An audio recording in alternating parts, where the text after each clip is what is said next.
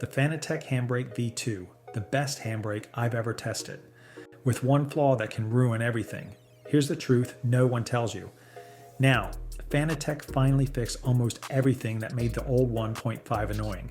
The new V2 is stronger, smoother, and way more realistic to use, especially thanks to the load cell. First thing you notice when you take it out of the box, this thing feels like a tank. It's all metal, heavy, and really solid in the hand. It doesn't feel like a toy at all. The pull on the lever, butter smooth.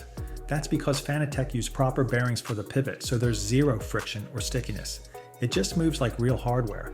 The handle grip is rubberized and feels great, especially with gloves. And little bonus, you can unscrew the grip and throw in a real car shift knob.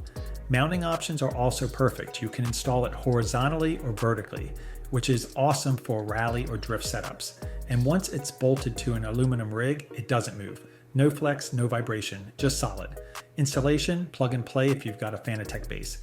You plug in the RJ12 cable, calibrate in 30 seconds, and that's it. Works seamlessly across PC, PlayStation, and Xbox, as long as your Fanatec base itself is compatible with that platform. Now, let's talk about the real magic, the load cell. This honestly changes everything. The old handbrake was position-based, which meant you had to guess your travel. Now it's force-based. You build actual muscle memory. Like with a real hydraulic handbrake, you can finally feather it, modulate pressure mid-corner, and catch slides perfectly. It's not an on-off switch anymore. The load cell is also incredibly responsive. Once you overcome the initial preload, there's no dead zone. The slightest increase in pressure is registered instantly, and that's when you really feel the difference. The first time you nail a perfect Scandinavian flick in Dirt Rally 2, or catch a drift by a millimeter, you feel the control. You're not just pulling a lever anymore. You're actually driving with precision. It's not just better, it's another level of driving. Quick note, if you're thinking about grabbing one, the link in the description is always updated with the latest price and availability. If there's a promo running, you'll see it there.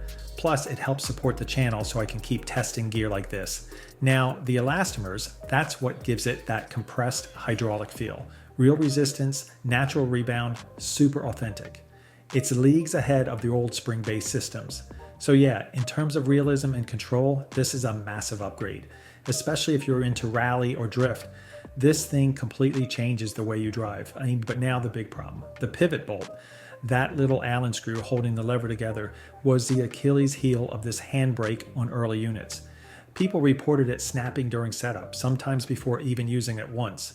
Some broke it at just 2 Newton meters of torque, while Fanatec specifies a maximum of 10 Newton meters.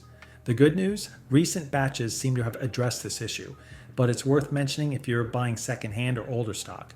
Another annoying point, no native USB port. If you're using a Simicube or Moza base, you have to buy a $30 adapter. For comparison, the Moza HBP has a native USB port built in, making it plug and play on PC with any brand. Fanatec should have done the same.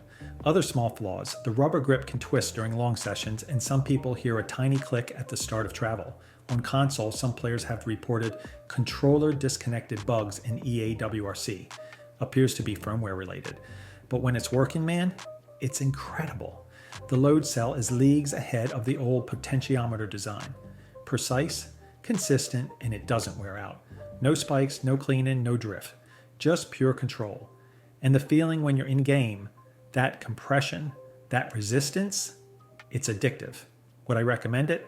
Absolutely. But with a warning, if you're in the Fanatec ecosystem, this is a no-brainer. It looks and feels professional, and the load cell makes a night and day difference. If you're on another brand, remember you'll need that USB adapter, and maybe some patience if something breaks. Also, don't even try this on a flimsy rig. The load cell is strong enough to make your whole cockpit flex if it's not solid. Go for aluminum profile, minimum. So yeah, the truth about the Fanatec Handbrake V2. It's one of the best feeling analog handbrakes you can buy right now, but it's built around one questionable bolt and a few small frustrations. It's brilliant, but risky. If you're already on a Fanatec setup, this thing just makes sense. It plugs in perfectly and works right away. If you spend most of your time in rally or drift, the load cell completely transforms the feeling. You'll never go back. And honestly, it really shines on a solid aluminum rig. On anything lighter, you'll just feel it flex. But if you only pull the handbrake once in a blue moon, it's probably overkill. And if you're on PC with another brand and trying to save some money, there are better options out there, like the Moza HBP at around $100 with native USB. The link in the description is automatically updated, so when a discount drops, you'll be the first to know. It's also a great way to support the channel. The Fanatec Handbrake V2 is what sim racing hardware should feel like. That load cell precision, that build quality, that feeling when you nail a perfect drift, it's just on another level. Sure, native USB would make it perfect, but if you're running Fanatec gear, this is hands down the best handbrake you can get. It's a beast that finally delivers on the promise.